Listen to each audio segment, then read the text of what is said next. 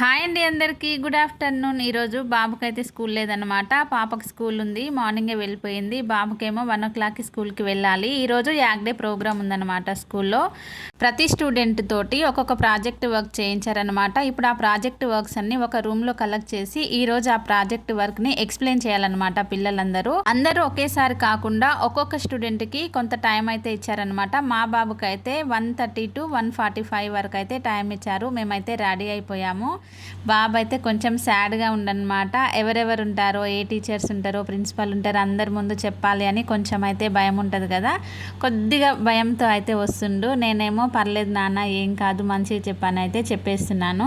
వాడు బాగానే చెప్తాడు కానీ ఎంతైనా కొంత భయం అనేది ఉంటుంది కదా. ఇంకా అలాగే వచ్చేస్తుండ అనమాట.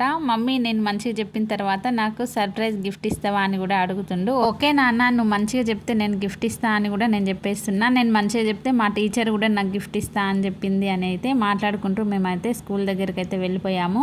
చూస్తున్నారు కదా, స్కూల్కి అయితే ఎంటర్ అయ్యామన్నమాట. ఇక్కడ ఫీడ్బ్యాక్ ఇవ్వాలన్నమాట. మొత్తం కంప్లీట్ అయిన తర్వాత ఇదే ఆ హాల్ అనమాట. ప్రతి స్టూడెంట్ పేరెంట్స్ అండ్ టీచర్స్ ముందు ఎక్స్ప్లెయిన్ చేయాలన్నమాట. ఇక్కడ వేరే పిల్లలు కూడా ఎక్స్ప్లెయిన్ చేస్తున్నారు. మా బాబు అయితే స్టార్టింగ్ అయితే మ్యాథ్స్ తోటి స్టార్ట్ చేసిండనమాట.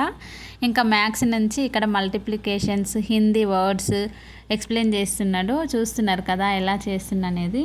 ఇక్కడ కనిపిస్తున్న సమ్మర్ సీజన్, రెయినీ సీజన్ అయితే నేనే డ్రా చేశాను మా బాబు కోసం అని. ఇక్కడ పెట్టేసరికి నాకైతే చాలా హ్యాపీగా అనిపించింది, చాలా బాగా అనిపించింది అనమాట. మా బాబు ఎక్స్ప్లెయిన్ చేస్తుంటే పిల్లలు మంచిగా చదువుతుంటే ఏ తల్లిదండ్రులకు హ్యాపీ ఉండదు చెప్పండి. నాకైతే చాలా హ్యాపీగా అనిపించింది. మంచిగా చెప్పింది అనేసి టీచర్ పెన్సిల్ కూడా గిఫ్ట్ ఇచ్చింది.